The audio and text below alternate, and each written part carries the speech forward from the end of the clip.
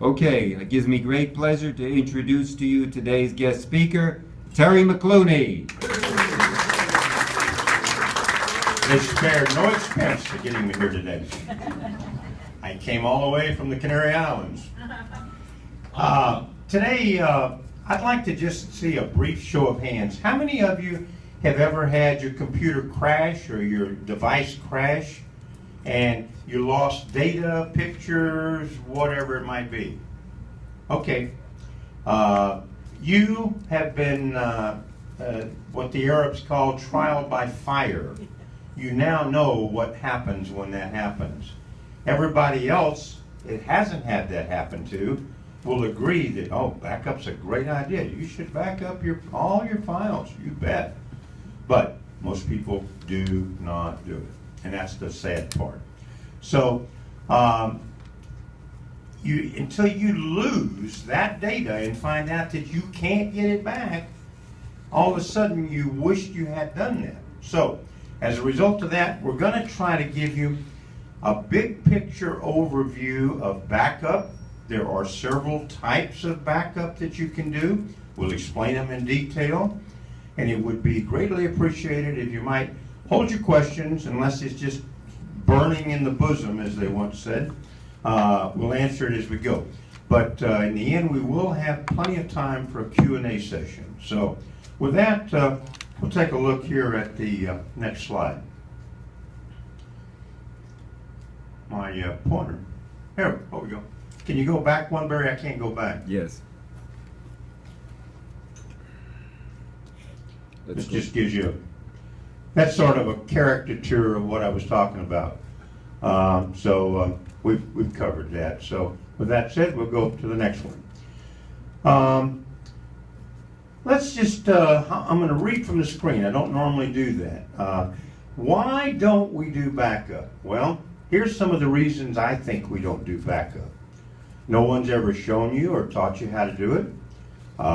You didn't have the understanding of what to do. You didn't know which software to use. And if you had data that you wanted to back up, you didn't know where to put it.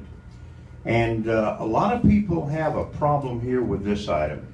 Fear of doing the wrong thing. If you're backing up, you won't have a problem. All you do is back up something you didn't want to back up. And probably the biggest reason is, as when you're 15 years old, you think you're going to live forever. Thought nothing bad would ever happen to me. That happens to other people, not me.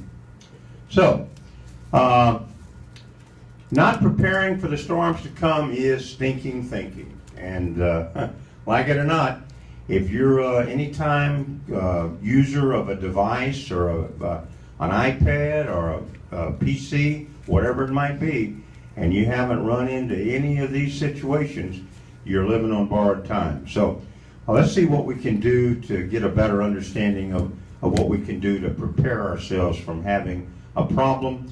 And when we do have a problem, the peace of mind to know that we're in control, we haven't been compromised, we haven't lost everything. It's just going to be a few steps to get it back in place so that we can once again enjoy it.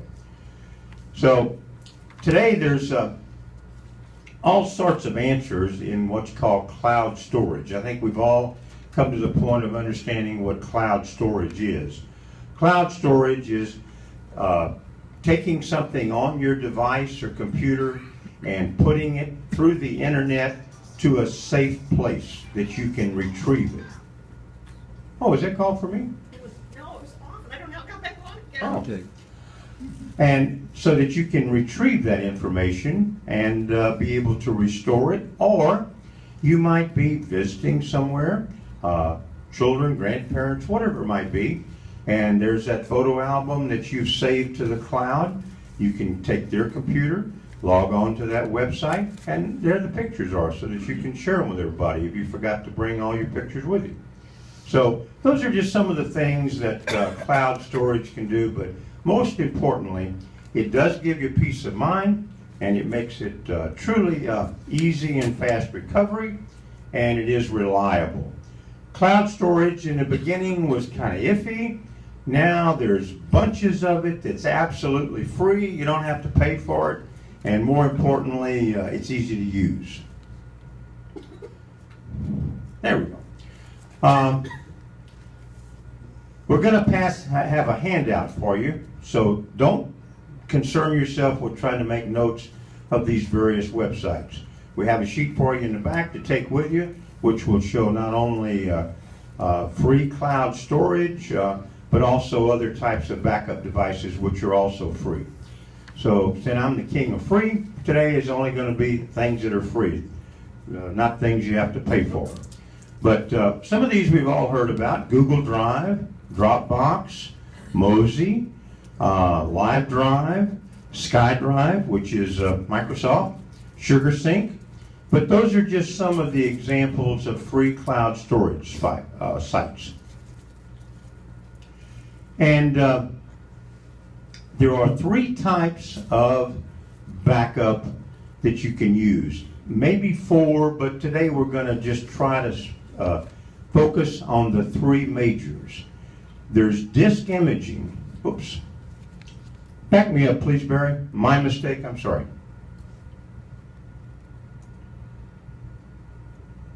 That it? One more. There's disk imaging. That's one type.